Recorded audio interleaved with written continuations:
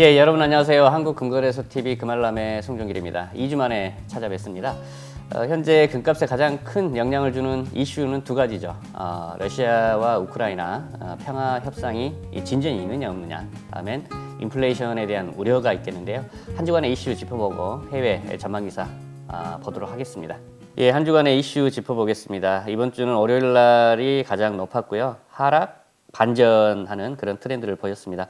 월요일 날은 금 국제가가 온수당 1958달러, 그람당 기준가가 77,000원, 돈당 가격이 289,600원에 시작했고요. 실버도 그람당 1,006원을 보였습니다. 이때는 러시아 우크라이나 전쟁 지속과 그다음에 러시아에 대한 제재, 공급망 불확실성과 인플레이션 플러스 스태그플레이션 우려에 이 원자재 강세 지속 영향 속에 금값은 지지난주 대비해서 상승한 패턴을 보였는데요. 지금 현재 유가도 굉장히 올라 있는 상황이 되겠습니다.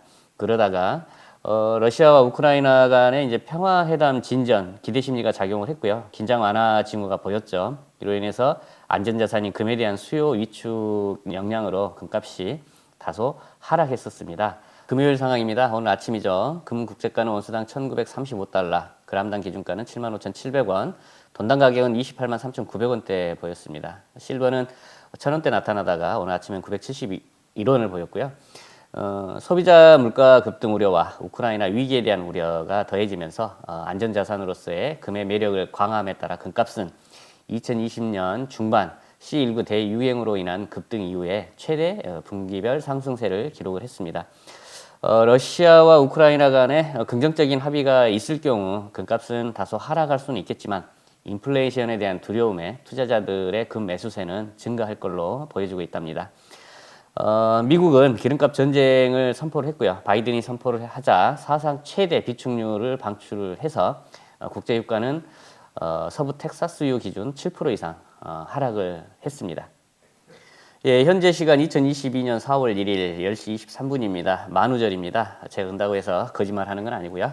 한국금거래소 시세 라인업 한번 보겠습니다. 24K 한돈 순금 부가세 포함해서 고객이 구입할 때 32만 3천원, 고객이 차익 실현 목적으로 내다 팔 때 돈당 28만 6천원 쳐드립니다. 금방금방 기준이 되겠고요. 플래티늄 같은 경우는 고객이 구입할 때 16만 9천원, 고객이 내다 팔 때 한국금거래소 플래티늄 바 기준 13만 6천원 쳐드리고, 은 같은 경우는 돈당 4,140원 구입 가능하겠고, 내다 파실 때는 실버가 기준 돈당 3,350원 쳐드리고 있습니다. 예, 흥미로운 기사가 있어서 요약해서 말씀드리겠습니다. 금이 상승 랠리를 시작할 7가지 징조들이라고 하네요. 지난주에 금값은 하락했으며 다른 원자재도 하락장이 이어지면서 금값이 온수당 2,000불 아래로 내려왔다. 당장 단기적인 하락은 있을 수 있겠으나 좀 더 멀리 내다보자면 금시장 전망은 밝다라고 볼 수 있다. 이러한 강세장을 예측하는 이유로 2011년 이후에 경험과는 다른 7가지 이유를 정리해 보았다. 첫 번째, 금은 2011년 이후 가매수되었다. 금값은 2011년 9월 초에 온수당 1,899불을 찍었다. 당시 27%가 과매수되었고 아직 1,500불 이하로 밑돌고 있던 200일 이동 평균선보다 400불이나 넘게 거래되었다. 이러한 과매수는 이전 10년간 2번밖에 없었으며 이 기간 동안 가격은 거의 600%나 폭등했다. 이번에는 금값이 200일 이동 평균선보다 7% 정도 높은 온수당 120불이 올라 거래되고 있다. 금은 2011년에 확실히 과매수되었고 이에 상응하는 조정이 있었으나 시장은 이를 견뎌냈다. 당시에 비해 현재 금시장은 훨씬 더 견고한 위치에 있다. 자, 두 번째, 수익률 차이. 2011년과 비교했을 때 올해 실질 수익률은 더 낮고 심지어 현재는 마이너스 수익률이지만 명목 수익률 환경은 2011년 당시와 현재 비슷하다. 2011년 미 국채 10년물과 2년물의 차이는 2.03%였으나 올해 2월 말까지 그 간격은 0.39%에 불과한데 이는 지난 1년간의 1% 정도 감소한 것이다. 세 번째, 최고의 시간, 최악의 시간. 2011년과 현재의 가장 큰 차이점 하나는 S&P 500과의 상관관계이다. 2011년 3분기까지 10년간 금은 주식시장에 비해 455%나 오른 반면 증시는 단 9%만 올라 금의 수익률이 증시를 압도했다. 그러나 이후 10년간 상황이 역전되어 S&P 500이 280% 상승하는 동안 금은 7% 상승에 그쳤다. 2011년 당시 금은 주식에 비해 비쌌으나 현재는 주식에 비해 저렴하다. 현재의 증시가 2011년에 비해 지나치게 고평가되어 있다는 것을 알아야 한다. 판매 가격은 168%, 이익은 83% 올랐는데 이는 곧 10년 전에 비해 주식 수익률은 낮고 또한 오늘날 주식은 2011년 말보다 현저하게 비싸다는 점에 유의해야 한다. 이 기간 동안 가격 대비 매출 및 이익 대비 이익 비율은 각각 168%, 63% 상승했습니다. 간단히 말해서 증시의 변동성은 더 높아졌지만 주식 수익률은 더 낮아졌다는 것을 의미한다. 네 번째, 인플레이션. 2011년에 금값이 상승하면서 인플레이션에 대한 많은 염려가 있었지만 실제적인 인플레이션 압력은 거의 없었다. 그러나 지금 훨씬 더 높은 이자율과 수치로 드러나는 인플레이션 리스크로 더 많은 위험에 노출되어 있다. ESG, 환경사회 지배구조죠. 에 따른 우려와 온실가스 제로운동, 코로나 팬데믹으로 인한 공급망 문제, 우크라이나의 지정학적 문제, 에너지 시장의 취약성 등은 2011년에는 없던 중요한 문제들이다. 금값 상승을 더 가중시킬 수 있는 요인이 더 늘어났다는 의미가 되겠고요. 다섯 번째, 투자 정서. 여론조사 회사 갤럽은 매년 미국 투자자들에게 최고의 장기 투자 아이템은 무엇인지 설문조사를 실시를 했는데 현금, 금, 주식, 부동산, 그리고 채권 등의 5가지 옵션 중에 투자자들의 34%가 금을 꼽았다. 당시 주식은 17%, 부동산은 19%에 불과했다. 작년까지 금은 18% 그쳤는데 이는 26%의 주식과 41%의 부동산보다 훨씬 낮은 선택을 받은 것이다. 여섯 번째, ETF 시장. 2011년에는 금 ETF로의 12개월간 자금 유입이 8% 증가했다. 2022년 2월 말까지 12개월간 금 ETF는 순 유출을 기록해 마이너스 1% 감소를 기록했다. 2020년 6월까지 금 ETF는 전체 ETF 시장의 2%를 차지했다. 이후 2022년 2월 말까지 금은 8%, S&P 500은 41% 증가했으며 총 ETF 자산에서 금 ETF의 시장 점유율은 더 낮아질 것이다.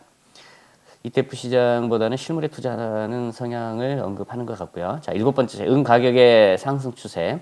2011년 4월 금과 은의 가격 비율은 1대 32였으나 2008년에는 80에 가까웠다. 금 가격은 이후 80%나 상승하여 가격 비율이 110을 넘어서며 은은 역사적으로 가장 낮은 10년을 보냈다. 이후 그 비율은 약간 좁혀졌으나 올해 2월까지 여전히 78로 큰 차이를 나타내고 있다. 이는 금과 은의 가격 상승하기 바로 전인 약 14년 전과 비슷한 상황이다. 결론을 놓고 말씀드리자면 금은 2011년에 비해 훨씬 더 견고한 위치를 가지고 있는 것으로 보인다. 지난 10년간 위험 자산에 비해 저평가되어 있는 상황에서 벗어나고 있으며 전반적으로 차분한 편이고 2011년과 달리 금은 과매수되지 않았고 투자자의 포트폴리오는 골고루 배분되어 있다. 끝으로 ESG와 인플레이션 환경 역시 기금속을 강하게 지지하고 있으며 지금까지 설명한 요인들을 종합할 때 금 강세장을 이루는 조건들이 하나씩 무르익어가고 있다고 봐야 할 것이다. 장기적으로는 오를 것이다 라고 하는 내용이 되겠습니다. 예, 다음은 소시에테 제네럴 은행의 단기적 금값 예측입니다. 오른다 쪽과 하락한다 쪽을 같이 한번 보겠습니다. 자, 높은 인플레이션으로 인한 심각한 마이너스 실질금리는 단기적으로 금 가격을 밀어 올릴 것이다. 상반기에 금값이 더 높을 것으로 예상되는 이유는 높은 인플레이션과 미 연준의 금리 인상 지연이 맞물리면서 미국의 실질금리가 심각한 마이너스이기 때문이다. 3월과 5월 두 차례 미 연준 정책회의에서 금리 인상 기대치는 0.5%에서 0.25%로 내려갔다. 그러나 6, 9, 11, 12월의 금리 인상 기대치는 올라갔다. 이러한 기대치는 높은 인플레이션과 결합하여 금에 대한 마이너스 실질금리의 완벽한 혼합을 만든다.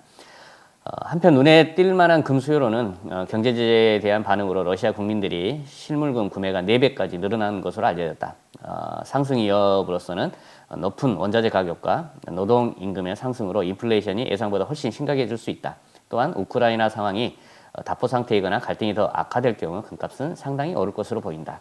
자, 다음은 하방 위험에 대해서 한번 알아보겠습니다. 금값에 유리하는 긴장 환경이 여전히 유지될 것으로 보이지만 앞으로 몇 주간 금값이 하락한다면 최근 상승 분위기가 꺾일 수 있으며 인플레이션이 완화되고 안전자산의 매력이 감소될 수 있다. 러시아의 중앙은행이 루브라를 방어하기 위해 보유 중인 금 일부를 성공적으로 처분한다면 실물금 공급이 극적으로 늘어나고 가격은 하락할 것으로 보인다. 러시아 중앙은행이 보유하고 있는 금을 사용 못하도록 지금 막아놨죠. 그 유입이 안 되고 있습니다. 예, 2022년 4월 1일 10시 36분 현재 골드바 판매 가격 알아보겠습니다. 10g 유가증권 골드 76만 5천 원에 거래 가능하겠고요. 한양 37.5g 325만 8천 원에 실물 구입 가능하겠고요. 금방금방을 통해 직거래 구입 시는 302만 9천 원대입니다. 약 20만 원 정도 저렴하게 구입 가능하겠고요. 자, 1kg은 8,600만 원대 거래되고 있고 금방금방을 통해서 직구입할 때는 600만 원 정도 차이가 나네요. 100g 같은 경우는 862만 2천 원, 금방금방을 통한 직거래 시에는 806만 원대, 약 60만 원 저렴하게 구입 가능하겠습니다. 자, 한돈 35만 1천 원에 구입 가능하겠고요. 실버바 상황 한번 보겠습니다. 실버바 1kg 112만 원, 금방금방을 통해서는 108만 원대 거래 가능하겠고 50개 묶음 판매 5,570만 원대, 100개 묶음 판매는 1억 1,100만 원대, 1kg 실버 유가증권 같은 경우는 104만 8천 원대 구입 가능하겠습니다.